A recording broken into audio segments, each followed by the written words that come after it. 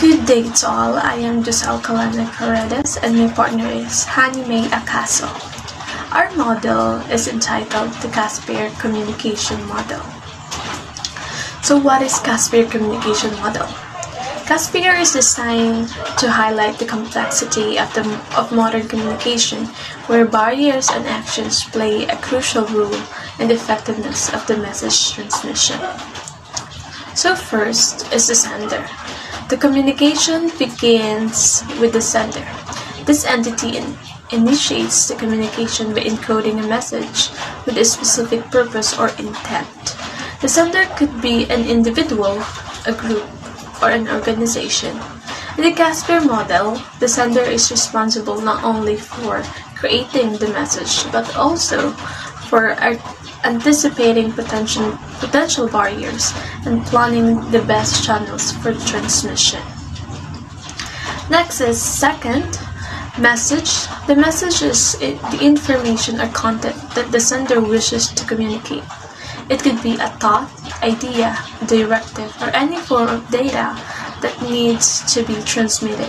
The CasPare model emphasizes that the message must be clear and well structured to minimize misunderstandings, especially considering the potential barriers that might arise.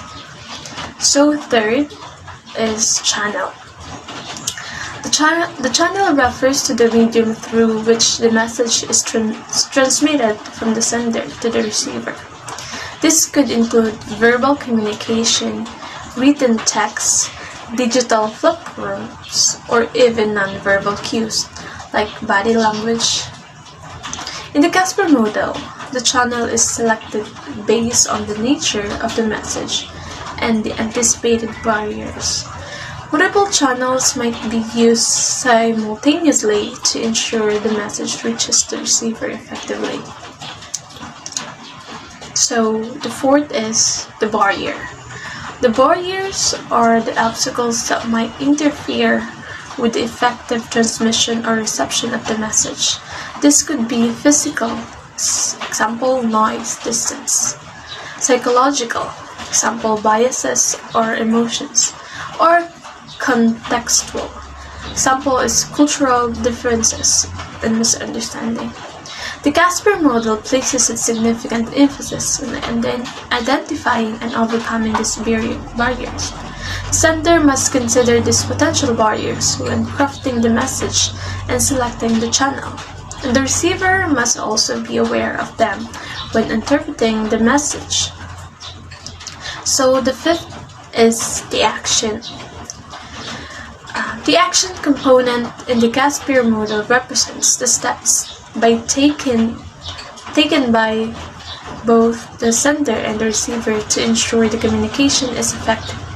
For the sender, this might involve repeating the message, clarifying ambiguities, or choosing a different channel if barriers are detected. For the receiver, it might involve seeking clarification, providing initial feedback, or adjusting their interpretation based on the context. So next is number 6, the receiver.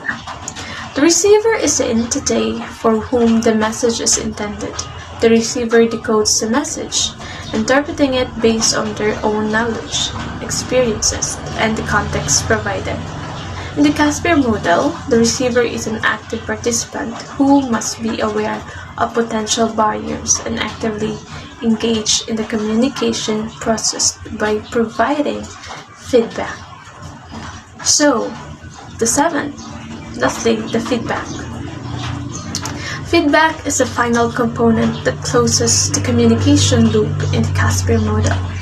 It is the response provided by the receiver back to the sender. Feedback could be verbal or nonverbal and is crucial for ensuring the sender understands how the message was received. This feedback allows the sender to adjust future communication efforts, thus making the process cyclical and interactive. The CasPare communication model is inherently cyclical. After feedback is received, the sender may need to revise the message, choose a new channel, or address identified barriers. This continuous process ensures that communication is not a one-time event but an ongoing cycle of exchange, adaptation, and improvement. So that's all for the CasPare model of communication. Thank you and God bless.